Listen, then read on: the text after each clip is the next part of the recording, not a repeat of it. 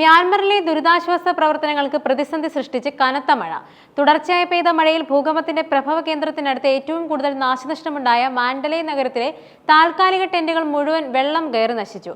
കാലം തെറ്റിയ മഴ ഭൂകമ്പത്തിൽ നിന്നും രക്ഷപ്പെട്ട് തുറസായ സ്ഥലങ്ങളിൽ താമസിക്കുന്നവരിൽ കോളറ ഉൾപ്പെടെയുള്ള രോഗങ്ങൾ പടർന്നു പിടിക്കാൻ കാരണമാകുമെന്നും ദുരിതാശ്വാസ ഏജൻസികൾ മുന്നറിയിപ്പ് നൽകി.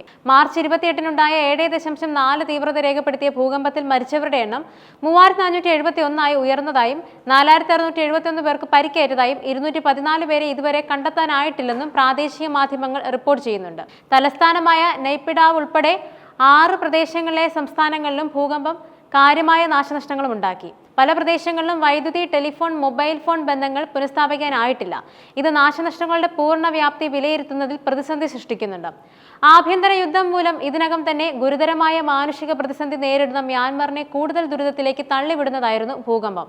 5223 കെട്ടിടങ്ങൾ, 1824 സ്കൂളുകൾ, 4817 പഗോഡകൾ, ക്ഷേത്രങ്ങൾ, 167 ആശുപത്രികൾ, ക്ലിനിക്കുകൾ, 169 പാലങ്ങൾ, 198 അണക്കെട്ടുകൾ, രാജ്യത്തെ പ്രധാന പാതയുടെ 184 ഭാഗങ്ങൾ എന്നിവയ്ക്ക് കേടുപാടുകൾ സംഭവിച്ചു. പ്രഭവ കേന്ദ്രത്തിനടുത്തുമുള്ള സാഗെങ് നഗരത്തിലും മ്യാൻമറിലെ രണ്ടാമത്തെ വലിയ നഗരമായ മാൻഡലയിലും നാശനഷ്ടങ്ങൾ ഗുരുതരമായിരുന്നു.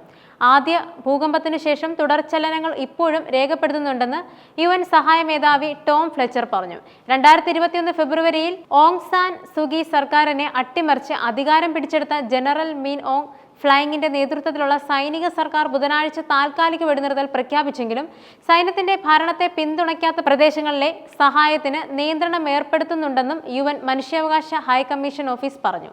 വെടിനിർത്തലിന് ശേഷവും എതിരാളികൾക്കെതിരായ ആക്രമണങ്ങൾ തുടരുകയാണെന്നും UN ചൂണ്ടിക്കാട്ടി. കരേനി, ഷാൻ സംസ്ഥാനങ്ങളിൽ സൈന്യം ബോംബുകൾ വർഷിക്കുകയും കുറഞ്ഞത് 5 പേർ കൊല്ലപ്പെടുകയും ചെയ്തതായി ദുരിതാശ്വാസ സംഘടനയായ ഫ്രീ ബർമ റേഞ്ചേഴ്സ് റിപ്പോർട്ട് ചെയ്തു.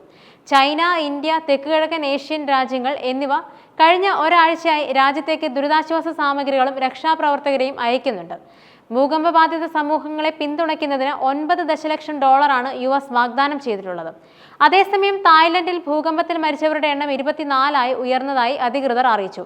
ഇതിൽ 17 പേർ ബാങ്കോക്കിൽ നിർമ്മാണത്തിലിരുന്ന കെട്ടിടം തകർന്നാണ് മരിച്ചത്.